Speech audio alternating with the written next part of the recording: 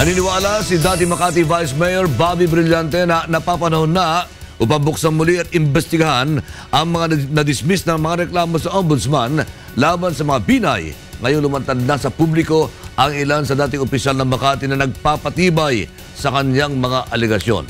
Ito ang balita ni Joyce Balancio. Ngayon na lumantad na sa publiko ang ilan sa mga dating opisyal ng Makati para ilantad ang umano'y issue laban sa mga Binay patungkol sa overpriced Makati City Hall Parking Building 2 na papanahon na umano para sa ilang dismissed graft cases ng mga Binay na maungkat at maimbestigahan na ulit ng Ombudsman. Ayon sa dating Vice Mayor ng Makati na si Bobby Brillante, ang mga testimonya kasi ng mga humarap sa investigasyon ng Senado ay tugma sa mga dati ng alegasyon ni Brillante laban sa mga Binay. I will just write the Office of the Ombudsman requesting the reopening of the case, but I understand that it is the Office of the Special Prosecutor who will formally make the offer. Sa laysay nito, 1988 pa lang nadiskubre na niya bilang councilor na Makati ang gawain ng mga Binay sa pag-overprice sa Makati sa mga construction ng mga gusali, pati na rin mga materyales at furniture sa mga ito. 2003 na mag-file siya ng 35 plunder at graft cases sa Ombudsman laban kay dating Makati Mayor at ngayon Vice Presidente Jejomar Binay at asawa nito na si Elenita Binay na naging mayora din ng syudad. Ngunit inabot ito ng 3 taon bago pa masampahan ang formal na reklamo sa Sandigan Bayan.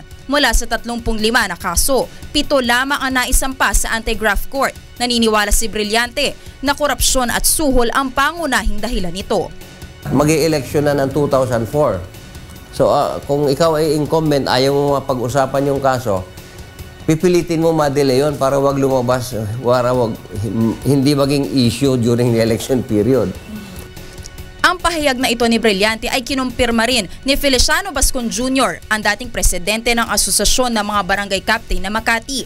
Ayon sa kanyang affidavit, inuutusan siya umano ni noong Makati Mayor Jejomar Binay na personal na magdala ng cash gifts sa graft investigator na si Margarito Hervasio Jr. habang tinitignan nito ang mga kasong hinain ni Brillante.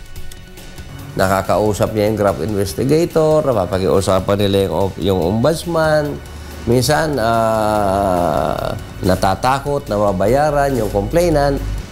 Nang dumating ang 7 kaso ng mga Binay sa Sandigan Bayan taong 2006, 2 sa mga ito ay na-dismiss agad ilang araw pa lamang. Dahil dito, inakusahan ni Brillante na tumanggap ng suhol ang mga maestrado mula sa mga Binay. In the 3rd Division of the Sandigan Bayan was raffled on a Friday afternoon and then dismissed on a Monday morning. That's why I protested against I assailed that decision. Kasi sinabi ko doon sa mga justices, hindi man lamang ninyo binasa yung COA audit report. Ang 5 kasong graft laban sa mga Binay ay kasulukuyang dinidinig sa 4th and 5th Division ng Sandigan Bayan.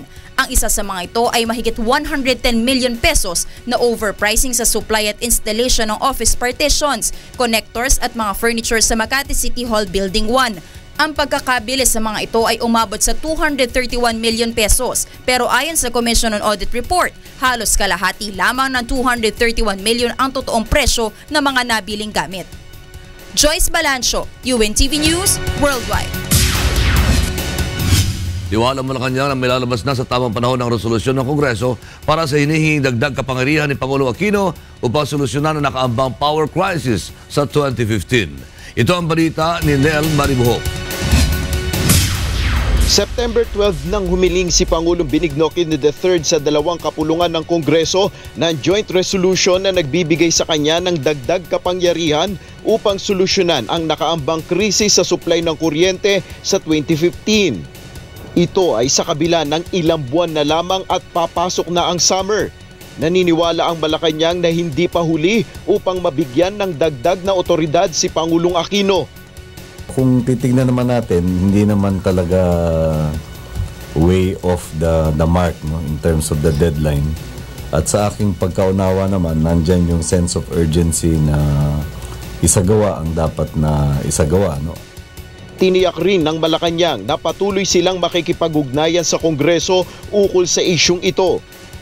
Patuloy naman yung koordinasyon sa pagitan ng ehekutibo at ng lehislatura para matiyak na itong joint resolution ay mailalabas sa takdang panahon.